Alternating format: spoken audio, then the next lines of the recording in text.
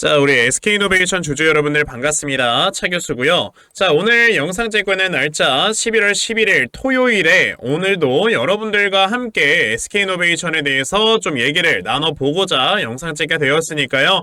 자, 좋아요 버튼 한 번씩 의리로 한번 눌러주세요. 그러면 저도 영상 찍는데 정말 큰 힘이 나니까 꼭 한 번씩 부탁드리겠습니다. 자, SK이노베이션 오늘 제가 여러분들께 말씀을 드릴 내용은 뭐냐면요. 자, 지금 2차 전지 관련되어 있는 큰 호재 뉴스가 세 가지가 있는 상태입니다. 자, 요거에 대해서 제가 좀 말씀을 드려보도록 할 건데요. 첫 번째는 미스터 에브리띵, 그러니까 빈살만이 전기차 배터리 쪽에다가 허브를 구축을 하기 위해서 굉장히 많은 이런 돈을 투자를 한다라는 소식이고요. 두 번째로는 우리나라의 대주주 주식 양도세가 10억에서 50억까지 완화가 된다라는 이슈. 그리고 세 번째로는 지금 이 시장 조성자들까지 포함을 해서 예외자 없이 공매도가 금지될 수 있다라는 이슈가 나와서 이 이슈들을 좀 짚어드려보고자 하는데요. 자, 그 전에 요즘 2차전지 투자하시는 분들이 시장이 많이 떨어지면서 힘들어하시는 분이 너무 많다 보니까 제가 이렇게 무료 텔레그램 방에서 여러분들께 상한가 갈 수 있는 종목들 매일마다 말씀드리고 있습니다. 보시면 자, 정확히 11월 10일 제가 여러분들께 장 시작 전 8시 54분에 큐로셀이라는 종목 매수하셔라 라고 제가 시초가 매수 메시지를 여러분들께 보내드렸어요. 자, 큐로셀이라는 종목이 어떻게 움직였는가 살펴보시면요. 정확히 11월 10일 큐로셀 시초가 마이너스 5%에서 시작을 했다가 상한가로 마무리를 해주는 이러한 모습을 다 보여주었습니다. 그래서 우리 소통망에 계신 분들께서는 하루 만에 굉장히 많은 수익을 좀 올려내셨다라고 말씀을 드려볼 수 있는데, 여러분들께서도 나도 매일 아침마다 이렇게 상한가 갈 수 있는 종목들 꾸준하게 받아가서 계속해서 수익을 좀 꾸준하게 한번 얻어내는 이러한 매매를 한번 해보고 싶다 하는 분들이 계시면요. 자, 상단에 제 전화번호 보이실 건데요. 010-2596-0170 여기 있는 제 전화번호로 숫자 2번, 자, 숫자 2번이라고 딱 문자 보내주시면 되고요. 숫자 2번이라고 문자 보내주시는 분들에 한해서만 이 소통방에 들어올 수 있는 링크를 문자로 다 보내드리려고 하니까요. 요번에 문자 많이들 좀 보내셔서 아침마다 단타 종목 꾸준하게 받아가시고, 그러면서 여러분들께서 꾸준하게 수익 내실 수 있는 이러한 매매 꼭 좀 진행해 보셨으면 좋겠습니다. 아시겠죠? 자, 그럼 여러분들께 말씀드릴 첫 번째 호재는 뭐다?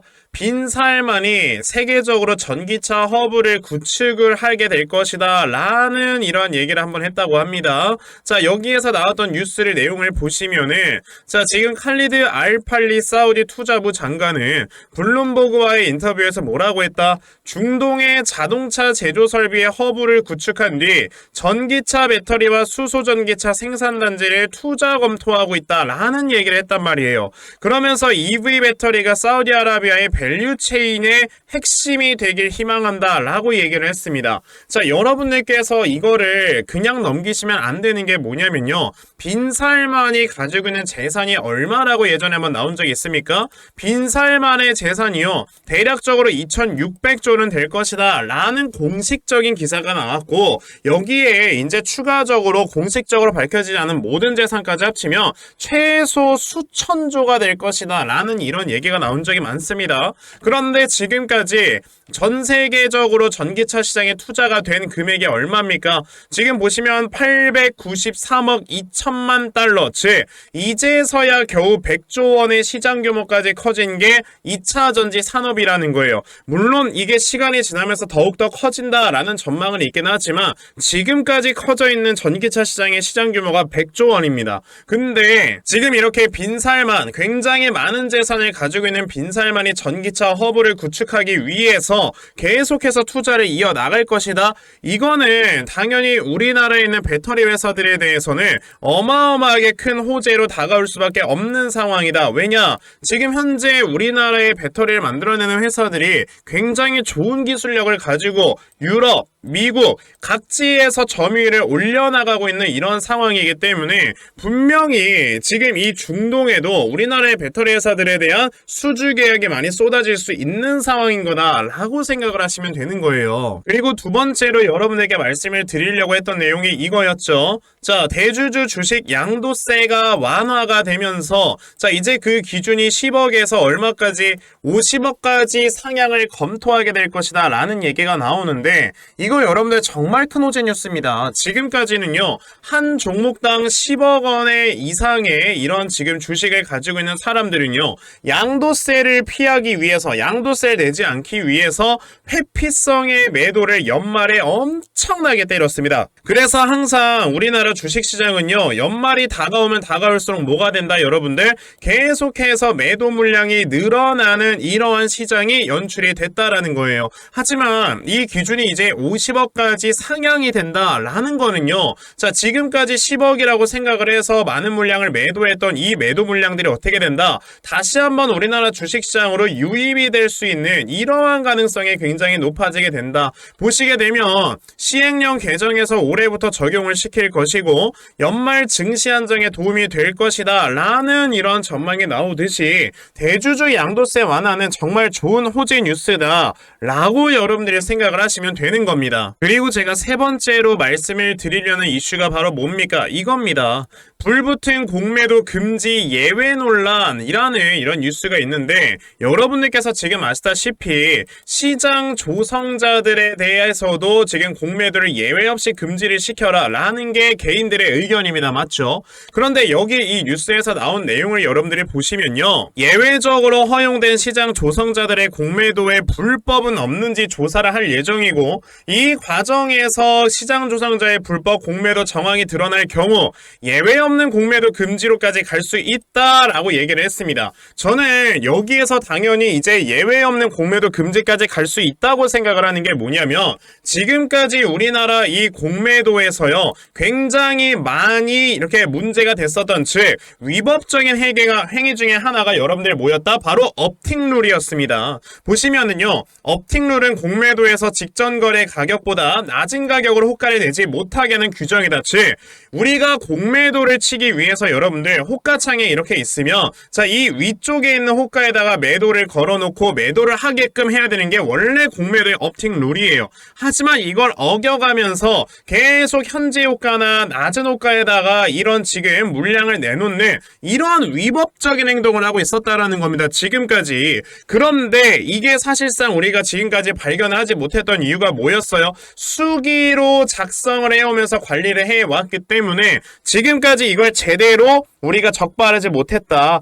하지만 얼마 전에 이런 증권사들이 불법 공매도를 했다라는 이런 혐의를 포착했다라는 뉴스가 분명히 나왔습니다. 지금까지 수기로 작성을 했음에도 불구하고 그나마 지금 찾아낸 이 증권사들을 보니까 불법으로 공매도를 저지르고 있었네 라는 혐의가 포착이 됐다라는 거예요. 근데 금감원에서 말하기를 두세 곳의 혐의를 포착했다라고 하지만 이거 말고 분명히 저는 더 있다고 생각을 합니다. 여러분들 생각은 어떻습니까? 분명히 이 업틱룰, 아까 말씀드렸던 이런 업틱룰이라든지 이런 것들을 엄청나게 어기면서 불법적으로 공매도를 쳤던 증권사는 굉장히 많을 거예요. 이걸 왜 눈 감아주느냐? 이 공매도를요, 그냥 수기로 작성을 했을 때 어차피 이 불법 공매도를 하면서 어떻게 된다 여러분들? 이 주식을 빌려주는 대상들, 예를 들어서 연기금이라든지 뭐 어떠한 기관이라든지 이런 곳에서는요, 어차피 이자를 받아 먹습니다. 그러면 이 이자를 받아 먹으면서 서로의 이해관계가 어느 정도 맞다 보니까 이런 불법 공매도를 눈 감아주는 이런 현상이 발생을 한 거지, 이제는 이렇게 수많은 개인들의 원성으로 인해서 대대적으로 조사가 들어갔을 때는요, 분명히 다른 증권사가 더 있을 거다. 근데 여기에서 나왔던 얘기가 뭐였습니까? 불법 공매도 정황이 드러날 경우 예외 없는 공매도 금지로 갈 수 있다 라는 이런 얘기를 김주현 금융위원장이 했으니까 이 말은 반드시 지켜야 할 겁니다. 자, 그럼 그러면 지금까지 제가 말씀드린 이러한 이슈들로 인해서 우리나라 시장에 이제는 어떻게 될 수 있는 가능성이 굉장히 많아져요. 돈들이 많이 들어올 수 있는 가능성이 많아지고 있는 상황인 건데, 사람들이 생각을 하기로는 지금 개인들이 돈이 없다라고 생각을 하죠. 하지만 이게 사실이 아니에요, 여러분들. 지금 이 뉴스를 보시면요, 공매도 금지 하루 만에 우리나라 주식시장에 들어온 예탁금이 3조 원이나 증가를 했다.